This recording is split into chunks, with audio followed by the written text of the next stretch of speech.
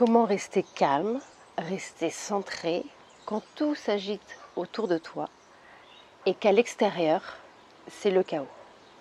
Alors, bonjour et bienvenue dans cette nouvelle vidéo. Vidéo qui me semble essentielle à faire parce que voilà, je sens que les énergies sont en train de s'intensifier. Il y a vraiment quelque chose qui commence à devenir dense, qui commence à devenir stressant. Ça va commencer à s'agiter un petit peu partout. Donc j'avais envie de te transmettre, de te partager en fait mes conseils, ce que je pense essentiel à mettre en place dès maintenant, dès aujourd'hui, pour que chacun puisse garder son équilibre, garder son calme, même si à l'extérieur en fait ça s'agite dans tous les sens. La première chose pour moi, c'est de rester ancré.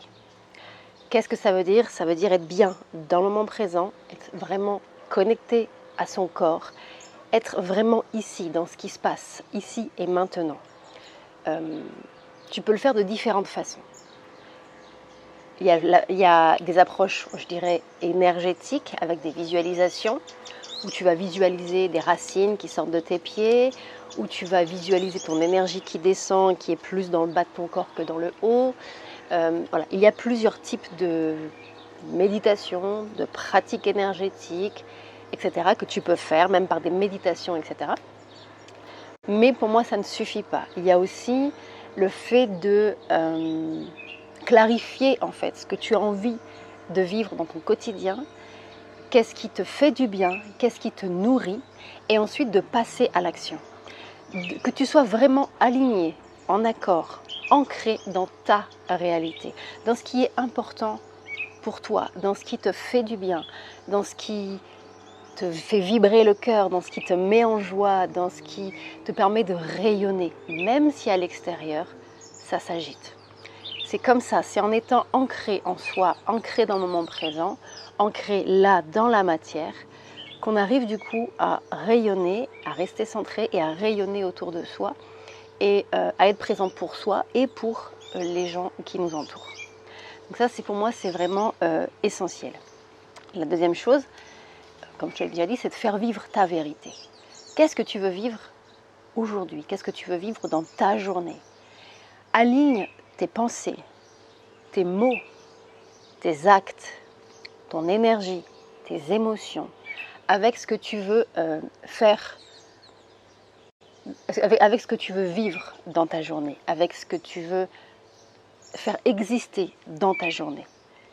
Et n'hésite pas à t'exprimer. Tu as le droit de partager, tu as le droit de faire vivre ta vérité. C'est vraiment très important. Le troisième point, nourrir l'amour. Avant chaque action, avant certaines pensées, avant certaines émotions qui arrivent, etc., demande-toi, est-ce que ce qui émerge, ça nourrit la peur ou ça nourrit l'amour? Parce que selon la direction que tu vas prendre, ça va alimenter un égrégore ou l'autre.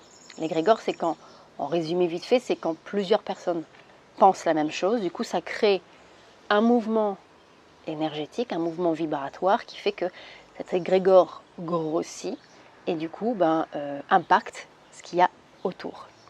Donc, plus tu vas être en conscience de tes émotions, de tes pensées, de tes actes, plus tu vas pouvoir déterminer si effectivement ce que tu es en train d'exprimer, de penser, de vibrer, va nourrir un égrégore d'amour ou va nourrir un égrégore de peur. Plus tu vas mettre de la conscience et plus tu vas pouvoir faire un choix aligné, un choix conscient avec ce que tu as envie de créer dans ta réalité, dans ta vérité. Quatrième point, tu as calmé les pensées. Tu peux le faire de différentes manières et tu peux vraiment utiliser ces manières un peu tout au long de ta journée. Tu as des techniques de méditation, des techniques de relaxation. La respiration est aussi très importante. C'est un outil extraordinaire que nous avons tout le temps avec nous. On n'a pas à penser à le prendre, à la mettre dans notre sac. Il est tout le temps avec nous, cet outil-là. Ça demande juste que tu pratiques, même quand ça va, que tu le pratiques régulièrement pour que ton corps en fait s'entraîne à se détendre, à être moins stressé, à être dans l'observation. Tu peux utiliser des techniques de visualisation, tu peux utiliser des techniques de conscientisation. Plus tu vas être dans cette présence à toi-même, plus tu vas voir ce flot de pensées qui passe et qui repasse, plus tu vas être à même de pouvoir te rendre compte en fait de l'intensité de tes pensées et de les calmer. C'est pareil quand ça s'agite autour de toi, que tu vois que y a du mouvement, il y a du bruit, les gens ont peur, les émotions partent dans tous les sens. Et donc du coup que ton énergie, que tes émotions, etc. sont aussi happées par ce mouvement extérieur, tu as du mal à revenir en toi, pose-toi, respire. Imagine que toutes tes pensées, toute ton énergie, toutes tes émotions éparpillées, comme si tu les prenais comme ça et tu les remets à l'intérieur de toi. Tu les recentres à l'intérieur. Et plus tu les recentres et plus tu les alignes, plus tu les mets à l'intérieur de toi, tu te les réappropries complètement et tu t'alignes en fait, tu te centres. Tu te centres entre la terre et le ciel, en passant par ton cœur. Le cœur est une zone en fait, un centre énergétique qui est hyper important. 5e point, poser tes limites. Plus que jamais, aujourd'hui, et pour les semaines et mois qui arrivent, il est hyper important que tu poses tes limites, que tu respectes tes besoins et que tu t'honores en fait, que tu t'honores dans ta vérité, que tu t'honores dans ce qui est important pour toi, que tu t'honores dans ce qui te fait du bien, ce qui te nourrit, ce qui te fait monter en vibration, ce qui te met dans une énergie de joie et d'amour. Et pour cela, tu dois comprendre tes besoins, tu dois les connaître et tu dois poser tes limites. Ce n'est plus le temps de se forcer à aller dans telle relation. Ce n'est plus le temps pour dire c'est pas grave, je prends sur moi. Non, là, toute l'énergie que tu peux récupérer pour toi et pour les gens qui sont importants pour toi dans ta vie, famille de cœur, famille proche, etc., tes amis, c'est l'énergie dont tu auras et dont tu as besoin. Donc apprends à poser tes limites. Stop, non. Cette relation, cette situation, elle ne me nourrit pas, elle ne m'apporte pas de joie, donc je la mets à distance. Je m'en défais. Une question que tu peux te poser, c'est est-ce que cette relation, cette situation, cette pensée, cette action, etc., est-ce que ça me met en joie? Est-ce que ça me fait du bien? Oui ou non? C'est simple. Si c'est non, on le met de côté et on avance. Je sais que ce n'est pas évident, mais aujourd'hui, et encore plus aujourd'hui, c'est pour moi essentiel, voire même vital de le mettre en place. Ensuite, je lis mes petites notes, faut pas me tromper. Ensuite, ce qui est hyper important aussi, c'est que tu cultives ta joie. J'en ai déjà un petit peu parlé tout le long de cette vidéo. Comment tu peux faire? Pour moi, cultiver sa joie, ça passe beaucoup par la créativité.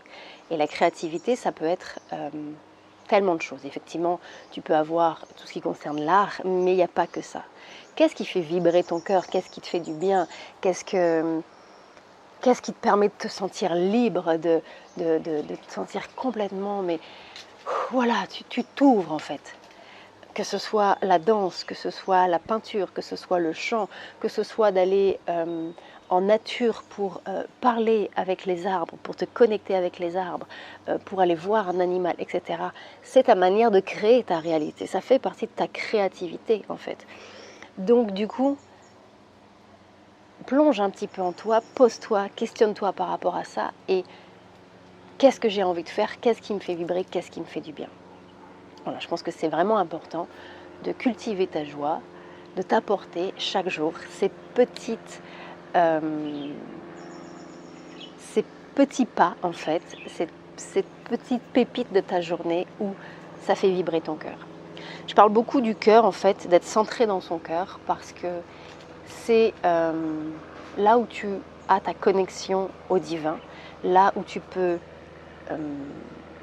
être le plus facilement relié à ton âme, là où quand tu prends tes décisions au niveau de ton centre énergétique du cœur, qui est vraiment à ce niveau-là, au niveau de la poitrine, dans le centre de ta poitrine, c'est là où tout s'ouvre, c'est là où tu vibres l'amour, tu vibres la lumière, tu vibres la joie, et du coup la journée ta vie, ta réalité devient fluide, tout se pose beaucoup plus simplement.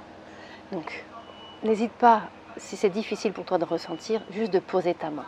En posant ta main en fait à ce niveau-là, c'est comme si tu posais l'intention de te recentrer au niveau de ton cœur. Et tu vas voir qu'au fur et à mesure, tu vas commencer à le ressentir. Quand il s'ouvre, ou là, ok, là, ça c'est clair, là ça se met en place. Et quand ça se ferme, quand ça se crispe, quand ça grince à l'intérieur, tu te dis non, là, je ne sais pas pourquoi, mon cœur me dit de ne pas y aller. Écoute-toi de plus en plus à ce niveau-là et non plus au niveau du mental, au niveau de cette activité-là qui a une vision souvent très étroite de la vie. Fais confiance à l'amour qui est en toi, à ce qui vibre à l'intérieur.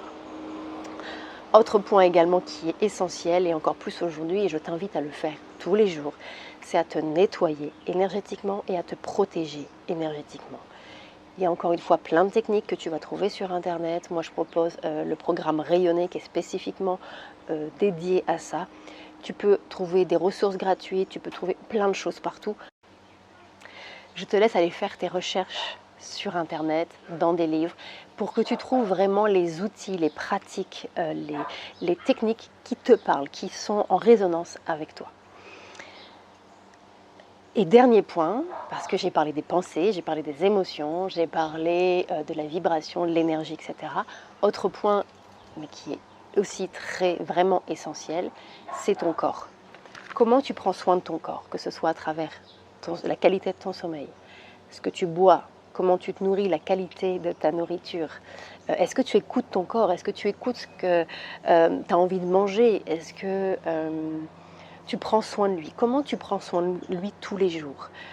Que ce soit en prenant ta douche en conscience, en lui apportant le maximum de présence, de réconfort. Comment tu écoutes les messages qu'il te donne, qu'il te met en alerte, qu'il essaye de te transmettre.